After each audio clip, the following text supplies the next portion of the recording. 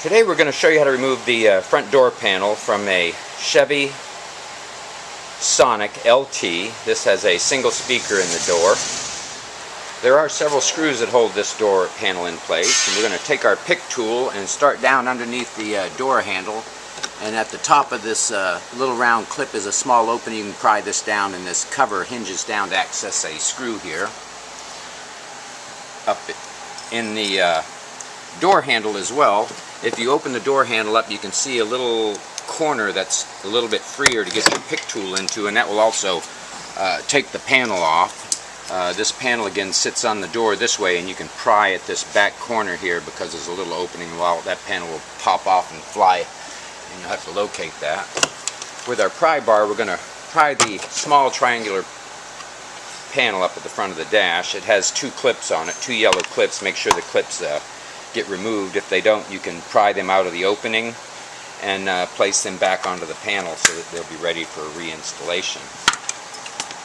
We have a full library of removal guides at our website, carstereohelp.com.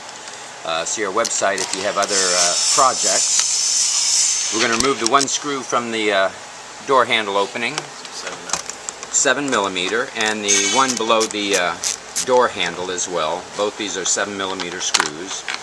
This is going to allow us with take our pry bar and hand pressure, and we're going to start at the front leading edge of the door panel and pry the door panel from the door, releasing clips. These clips will release with pry pressure, and you can work your way around the edge of the panel releasing these clips, and then we'll lift the door panel straight up out of the window jamb. Now this is going to give us access to the back of the panel.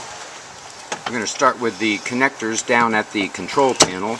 They have triggers on them, and you squeeze the trigger into the connector and they release. Now these two main connectors going into the control board have triggers on them. You have to locate the trigger. It's here at the back of the connector, and you push that trigger down, and as you push it down it releases. This goes for the second connector going into this control panel as well. There is a trigger here at the back. You squeeze that down, and that allows you to remove the connectors from the control panel. We have the door handle lock here. It has a little clip on the top of it, a gray clip here, and we're going to lift the leading edge of this up. It should unlock and allow you to pull this back if you release the front of the clip there. The end of the ball on this, when reinstalling, will go back in, feed down, you'll pull the cable back. It will come back through the little slot for the cable to fit into here. And there we go, and then it'll push forward to lock into place. But we're removing the door panel for right now, so we're going to lift this back out. This is going to give us access to one remaining connector that we release the hook on the door for the wire bundle to get access to this connector. And it looks like there's a tiny little trigger right at the top edge of this that needs to be pushed down. And release that connector. Again, the trigger on this small connector here is here on the top, and usually pushing down on that little clip will release it. This is going to give us access to the speaker, but also we want to check the door panel. We are missing several clips along the edge of the door panel, and we're going to make sure the clips are removed from the door and placed back onto the door panel for installation. Now we have the clips remaining on the door. We're going to pry these clips from the door.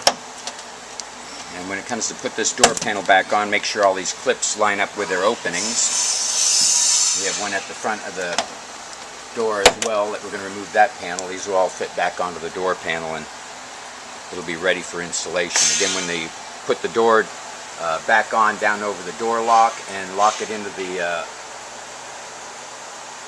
window jamb there at the top, make sure all these clips line up when putting the panel back on. Now we're removing one screw at the speaker, top right front corner, and this is going to allow you to pry the top edge back and remove the speaker. This is a hinge fit. The bottom fits into the groove on the door, goes up in, clips into place. One screw holds it into place, and we have a connector at the top of this, or a trigger at the top of this connector that will allow you to remove it. If you're replacing the speakers in this vehicle, as you can see, it's all one piece, and you can either get an adapter from your local place, or what we've done in the past is cut it here, cut this out, the basket out, and kind of remove the whole speaker and keep the spacer, and then screw your new speaker on. I'm sure that's going to be a...